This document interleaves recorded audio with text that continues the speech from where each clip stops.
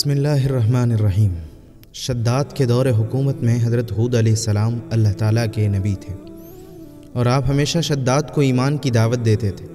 ایک دن شداد نے پوچھا، اگر میں آپ کی باتوں پر ایمان لے آؤں تو اللہ مجھے کیا انعام دے گا؟ حضرت ہود علیہ السلام نے فرمایا، اللہ تعالیٰ تجھے جنت دے گا جس میں تو ہمیشہ چین سے رہے گا۔ شداد نے حضرت ہود علیہ السلام سے جنت کے اوصاف پوچھے تو انہوں نے جنت کی خصوصیات تفصیل سے بیان فرمائی۔ یہ سن کر شداد بولا، مجھے اللہ کے جنت کی کوئی ضرورت نہیں، ایسی جنت میں خود ہی بنواؤں گا۔ اس دن سے شداد کی مسلسل یہ کوشش رہی کہ وہ ایک ایسا شہر تعمیر کرائے جو ہر لحاظ سے جنت جیسا ہو۔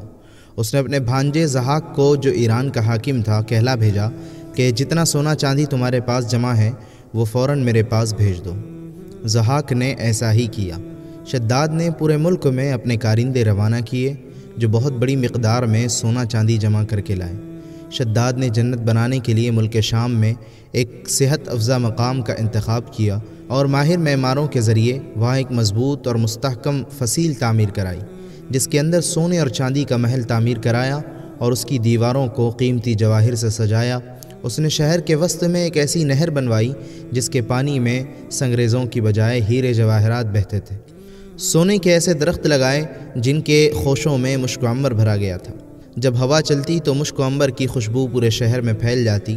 بیان کیا جاتا ہے کہ شداد نے محل کے چاروں طرف سونے کی اینٹوں سے 12,000 کمرے تعمیر کرائے اور ہر کمرے کو یاقوت اور ہیرے جواہرات سے مزین کیا گیا اور اطراف و جوانب سے خوبصورت اور جوان عورتوں کو وہاں لایا گیا۔